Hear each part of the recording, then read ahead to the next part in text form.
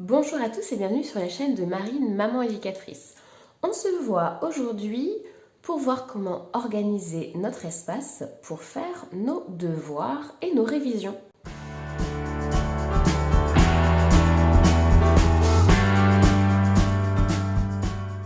Alors, je vous conseille dans un premier temps de travailler sur un espace le plus dégagé possible. Que ce soit dans un espace privé et fermé, comme une chambre ou un bureau, ou bien dans les espaces de vie commune, très souvent la table de la cuisine ou du salon. Essayez d'avoir une place, un espace que vous dégagez pour ce temps de révision ou de devoir. Ensuite, la première chose à venir placer ici avec vous, c'est un verre d'eau.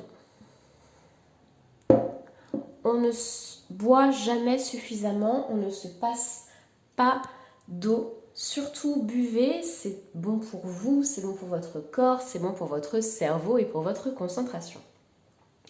Ensuite, vous n'allez prendre avec vous que votre trousse si vous en avez besoin. Hop.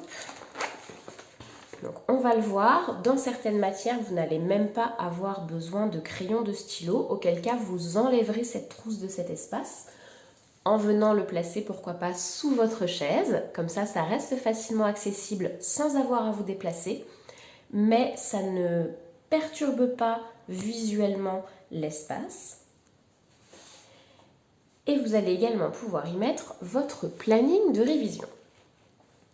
Alors ici, moi je suis partie sur une session de révision ou de devoir d'1h30 dans laquelle j'ai intégré des pauses. Ces pauses-là sont absolument nécessaires pour vous permettre de souffler, de vous reconcentrer. Elles vont vous permettre de bouger, elles vont vous permettre de remettre en mouvement votre corps, d'activer le système lymphatique et donc d'être à nouveau opérationnel pour votre deuxième ou troisième créneau dans votre session. Alors de manière tout à fait subjective, j'ai pris 3 matières, maths, français, géographie.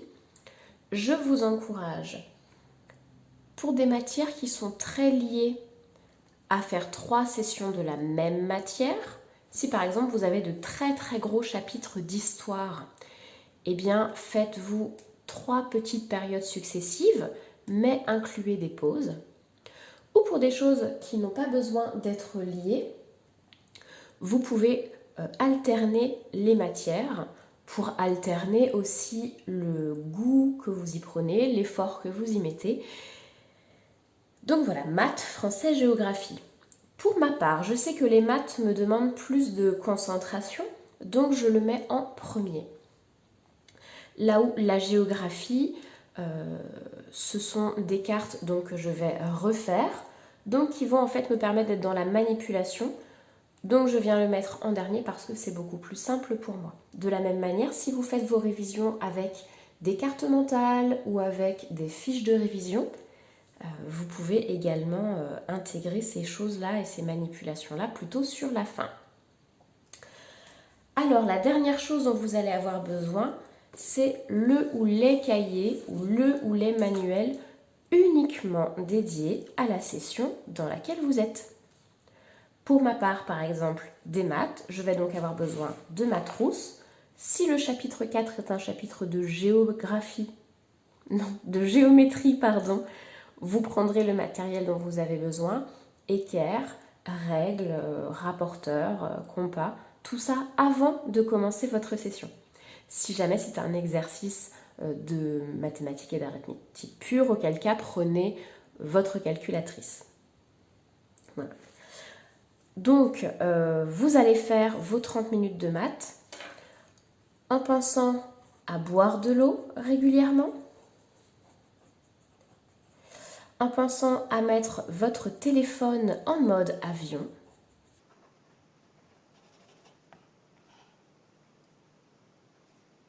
et en vous mettant un timer. Alors, ça peut être un timer de cuisine. Si vous êtes gêné par le bruit, vous pouvez également mettre un timer classique sur téléphone. Il y a quelques applications possibles que moi je trouve très bien, très simples d'utilisation. Je vous les mets en barre d'infos. Et donc une fois que vous avez ces éléments-là, eh bien c'est parti pour vos 30 minutes de maths.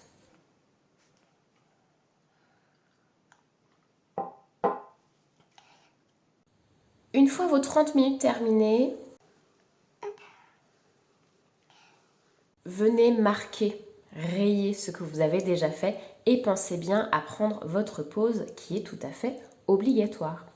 Quelques petits exercices que vous pouvez faire pendant votre pause pour justement venir réactiver le corps sont disponibles dans la vidéo sur préparer ces sessions de révision. Je vous la mets dans le petit i. Et donc après vos 5 minutes de pause, ici en français, je dois venir réciter la méthodologie. Je n'ai donc pas besoin de stylo ou de ma trousse.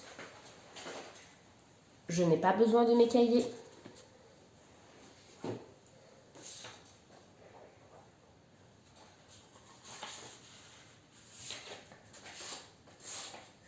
Je peux éventuellement venir placer face cachée la réponse devant moi. Et donc je prends une grande inspiration et je vais énoncer la méthodologie ici de mon analyse de texte par exemple. Puisque vous ne pouvez pas anticiper sur des matières comme le français, comme la philo, vous ne pouvez pas anticiper le sujet, donc basez-vous sur la méthodologie qui sera la même, peu importe le texte. Vous récitez cette méthodologie, vous regardez la réponse, et ça plusieurs fois pendant 20 minutes. Vous pouvez également, sur ce genre d'exercice, vous faire des petites fiches avec les étapes, sous forme de petites cartes, les mélanger et les remettre dans l'ordre. Ça vous permet de manipuler ces différentes étapes-là. Et ainsi de suite, vous rayez, vous faites votre pause et vous rayez. Pensez bien surtout à planifier, à boire de l'eau, à mettre votre téléphone en mode avion. Pareil pour la tablette et l'ordinateur, bien sûr.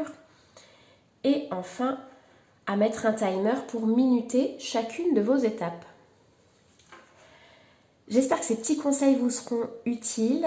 Je vous souhaite de bonnes révisions, de la réussite et je vous dis à bientôt sur cette chaîne ou dans la vie réelle.